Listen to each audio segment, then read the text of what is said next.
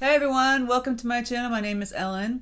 Today I'm going to talk to you about something that I think is the most important thing that I use for creating any kind of design work, whether it's painting, watercolor, acrylic, whatever. And that is to create a thumbnail. These little thumbnails. Now, what are thumbnails? Thumbnails are just a small representation or small summary of a picture, of a larger picture, right? So you creating little thumbnail drawings. It could be kind of a scribbly, almost doodle-like image of an image that you want to create that's larger, right?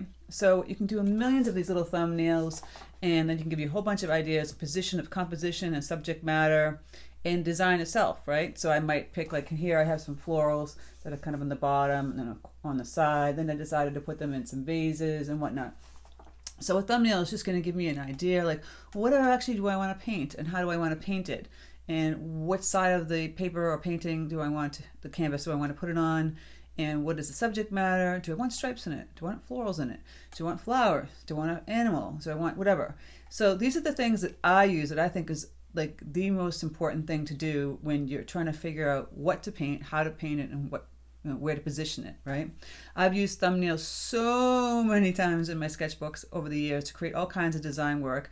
I use it to create all kinds of like designs that turn into products, like you see back here on the shelf. Whoop. You know, there's a lot of Christmas and Easter and Halloween and stuff like that that I've worked with manufacturers over the years. So I would make little vignettes or thumbnails of like ideas of like characters and all kinds of other subjects. So it's just a great tool to help you in your further your journey in art. And I think it's something to try, because then if you're stumped about what to create, how to create it, what do I paint, where do I put the flower, well, you just take a little cheap little sketchbook like this and you start creating thumbnails. And I'm going to show you what I do and how I'll talk about it in a minute, about how I would create a thumbnail for any kind of subject, and this is how I go about it. So as you see, like I talked in the beginning, that I use as just a really inexpensive sketchbook. This is a mixed media sketchbook from Canson that I got at a store, maybe Michael's or Hobby Lobby, I can't remember which one.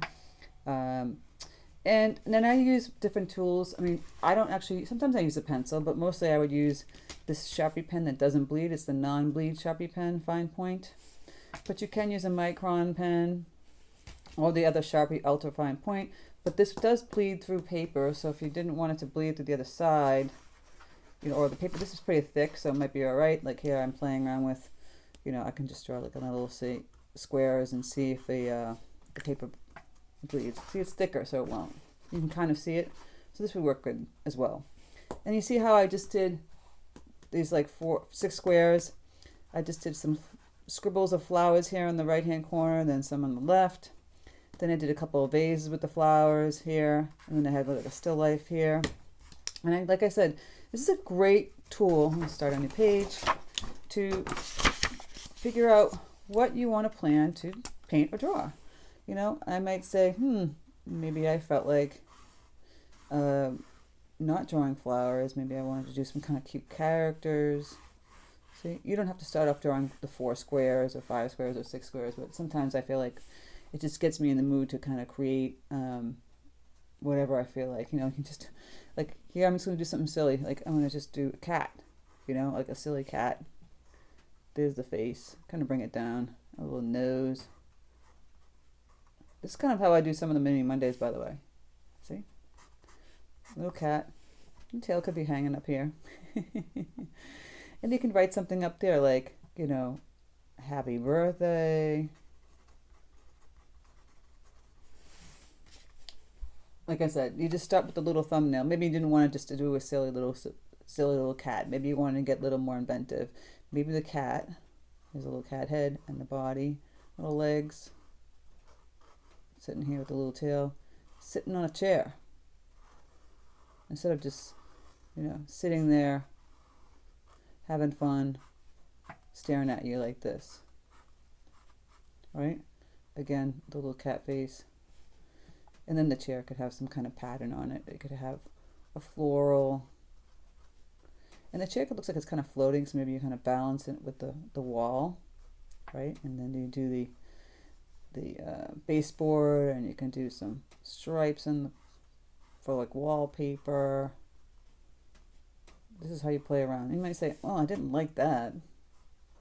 You know, maybe the next one I'll do a different cat. Like I didn't like the cat in the chair. Let's put the cat on a table." Right? Here we go again. Let's do this little cat face and his little cat body. I'm just doing a goofy little cat and the tail. And they're sitting on a round table instead. That's on a table, right? It could be a window in the back, window pane, a window, some curtains. Again with a little face.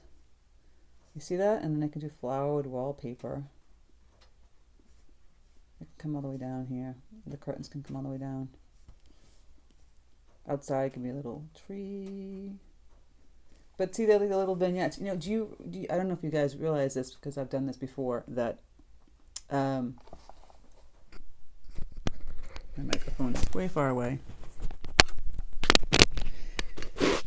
That when they do like TV shows or movies, they do things called storyboards, which is basically similar. They're drawing out the scene. So that's kind of what you see here. Like this is the scene actually. This is the scene of the cat saying hello in the front of the camera. Now he's in the chair. Now he's in the table. You know, maybe he's gone out in the yard now. Like here's the tree. The cat is like, here's a tree. I'm just doing a little tree swing, right? Now the cat's decided it's going to hang out in the yard. Just sitting there looking at the tree. But this is what I'm talking about. Like you're just kind of planning how you're going to do the whole series. Now this is just something really goofy and silly with the cat. But as I stated before, with the composition, it's just nice to get kind of like helps you work out the thought process. So I'm going to just scrap the cat. And we talk about florals on here a lot.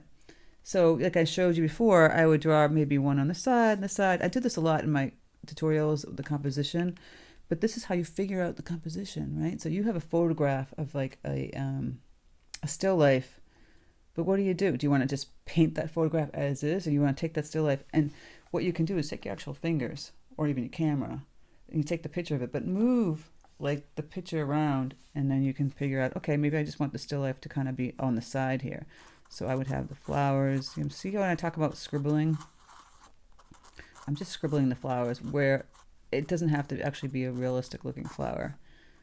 But here's the, say pretend this is the picture of a vase of flowers, but I decided to cut off that vase of the flowers and just show it like this, right? You still have the photograph, or if you're not even going to use a photograph, but you just kind of paint this section and highlight all this. Just kind of like maybe some texture or whatever, bleed some color here.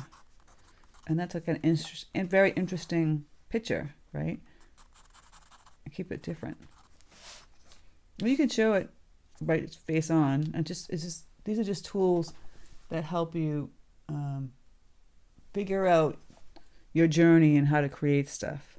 I do this all the time. I can draw like a little butterfly. And then I can figure out, do I want to do little patterns around it? Just do multiples of these things. Patterns around the little wings. Right, more flowers. These are all the things that I do. I'm sitting sometimes watching TV and I'm kind of bored, but I know I get call outs for work all the time, specific things like I need some spring florals, so spring this, spring that, or this and that, and I have to think up ideas. And so myself, I'll be sitting there like, just doodling like this. And as you're doodling these little things, well, sometimes just something comes out of it that's kind of cool, you know? And then you're like, wait a minute, I like that, but I didn't like that. And you just extract what you liked and, you know, detract what you didn't like. And just playing around. See, I'm just adding little borders. This is the thumbnail. This is the thing you should be doing in your sketchbook. Do a bunch of these things. Now, I'm not going to say goofy cat, but you see what I'm saying? So this is one of my biggest tools. I have tons of sketchbooks with them in, or sometimes I just do a little, you can have all these little squares that just help you figure out where the composition is on the paper. But then you can also have little icons. I'm just doing some shells, right? And then you just take, sometimes it's just extract the actual icons here, play around with all of that, and then put them together into a composition. You know, you can just have a bunch of, like a page full of random thoughts. It's how you get creative. Just playing around. See, I'm adding that. And you can just make a little square and add little borders. Doodling is not only creative and therapeutic, it helps you. It helps you a lot in your design work. Because sometimes you're just doodling, you can come up with some great ideas. You just never know where it takes you. See, little squirrels, you can play around with patterns of stripes. You can add those stripes. See, I just did all the little squirrels. Maybe I'll like add a stripe back here, and then I'll just do some little squirrels. Who's to say I can't do that, right? It doesn't have to be a realistic painting. It can be something really like a nice cool subject matter with some design element to it, and then you could write Happy Mother's Day. You see? This is what we do. Now we have those little grass. We can add a little pattern in the grass. We can put little clouds. See? So I hope this was helpful for you guys to figure out. Again, I'm trying to give you guys more and more ideas to help you get out of your comfort zone. More and more ideas to help you when you're frustrated and you don't know what to do. And these things will help you grow as an artist. It will help you become, like, figure out your style. So the more, like, things you play with. Paints, brushes, color, great is all fine, but sketching is huge. Get a cheap sketchbook, fill it up.